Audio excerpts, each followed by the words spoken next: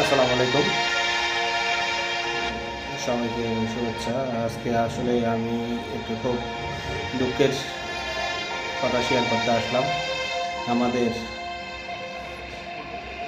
গণঅভ্যুত্থানের একজন সহযোদ্ধা, গণ অধিকার পরিষদের সভাপতি জনাব নুরুল হক নূর ভাই, ওনাকে আজকে যেভাবে সেনাবাহিনী, যেভাবে প্রশাসন যেভাবে ওনাকে হেনস্থা করলো, যেভাবে লাঠি চার্জ করছে, এটা দেখে আসলে খুব বেশি মর্মাহত হলাম।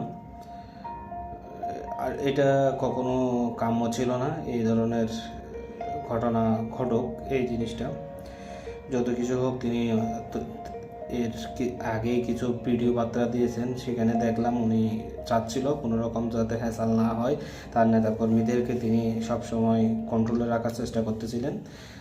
ভাগ্য ভালো